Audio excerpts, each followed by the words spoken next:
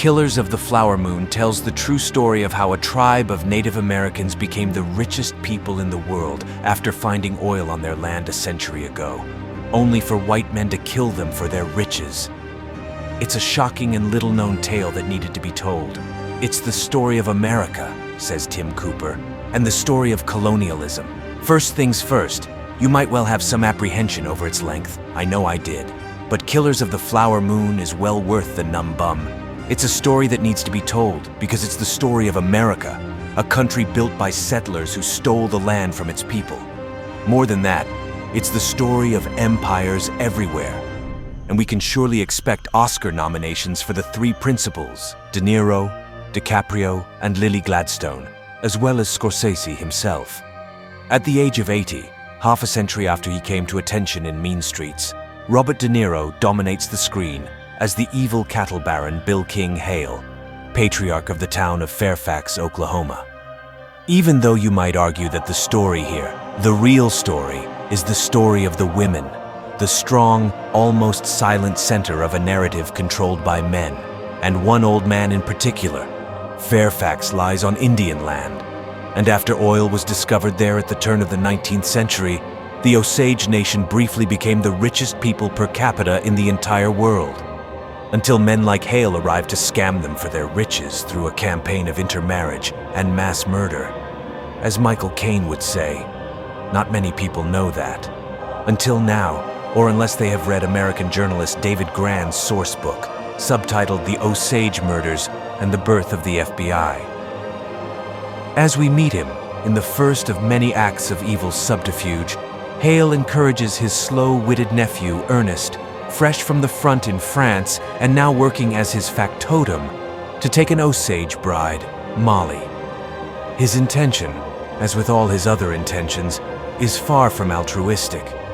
It's to ensure that Molly and her family, sisters, and children never inherit the multi-million-dollar oil rights owned by her elderly and ailing mother, to which they will be entitled upon her death. Hale is a monstrous creation, arguably De Niro's most monstrous, and that's really saying something after Taxi Driver, Goodfellas, Casino, and The Irishman, Cape Fear, and Angel Heart, in which he literally played the devil. Not to mention Meet the Parents, oozing oleaginous charm everywhere he goes. King paints himself as the Osage people's friend and greatest ally.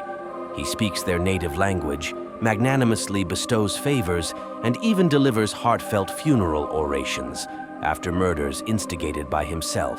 DiCaprio playing against type, though you'll chuckle when De Niro asks him, "Son, you like women?" To which Leo grinningly admits, "That's my weakness."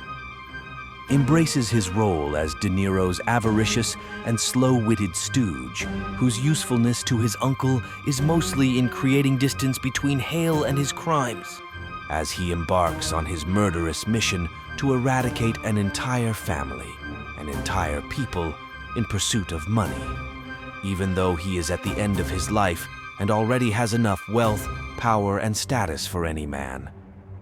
Gladstone achieves the tricky task of dominating the scene she's in without saying much at all. She's as taciturn as the Indian surgery assistant Marilyn in Northern Exposure. There's not a wealth of Native American actors with which to compare. Yet her eyes say more than a scriptwriter's lines ever could. And she's backed up by a supporting cast of indigenous actors, as well as some big names in small roles, like Brendan Fraser, John Lithgow, and Jesse Plemons, playing an agent of the newly formed FBI sent to investigate the Osage murders.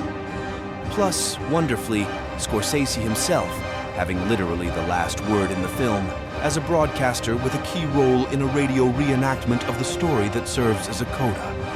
As director and co-screenwriter with Eric Roth, he tells his story slowly and meticulously, letting it unfold naturally, gathering murderous momentum over a leisurely 3.5 hours. Despite that, I'd recommend anyone who wants to see it to do so at the cinema, rather than watching it on TV, divided into convenient chunks, where that momentum might be lost. It honestly doesn't feel that long. I've been bored watching films half that running time, and there's so much to admire. The production values are as epic as the length, with the township and costumes realized with great attention to detail. Even DiCaprio's rotten teeth are a reminder of the period setting.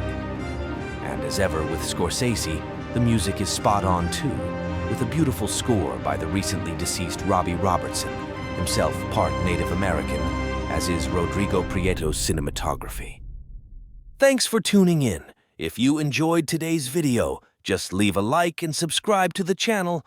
And remember, it's not just a recap, it's a cinematic symphony. Until next time,